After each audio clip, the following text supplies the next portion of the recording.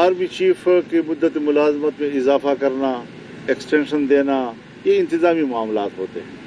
ये हर हुकूमत में दिए गए हैं। गो कि मैं ज़ाती तौर पर इसके हक़ में नहीं हूँ, लेकिन फिर भी एक इंतज़ामी मामला है। हर हुकूमत अपने इख्तियार के तहत एक फ़ैसला कर सकती है। ये कोई ऐसी बात नहीं है, एक नहीं होगा तो दूसरा आएगा, दूसरा नहीं होगा तो तीसरा आएगा। हमारे लिए तो वो भी जर्नल, वो भी जर्नल, वो भी जर्नल।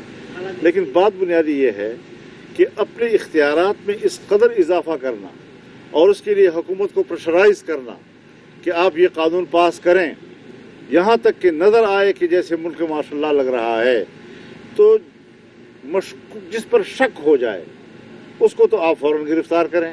वो तो घर में बैठा हुआ है, वो तो अपने बैठक में बैठा हुआ है, आपने उसको उठा लिया, 90 दिन आपकी गिरफ्त में रहेगा।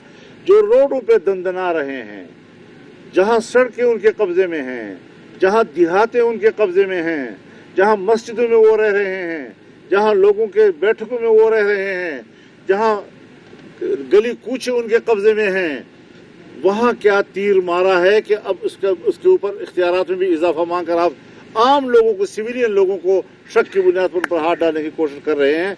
मेरे ख्याल में जितना आपके पास इख्तियारात हैं वो काफ़ी हैं। दहशतगर्दी के खिलाफ अगर आप लड़ना चाहते हैं, उसमें आपके इख्तियारात में पहले से कोई कमी नहीं है। मज़ीद हालात का सहारा लेकर उस पर अपने इख्तियारात में इजाफा करने के लिए बतौर जवाज़ हालात को इस्तेमाल करना, ये जुल्म है। हालात ख़राब हैं, इसका माने है कि मेरे इख्तियारात में इजाफा करो और इजाफा करो और इजाफा करो, ताकि सिविल इदारों की कोई हैसियत ही ना रहे।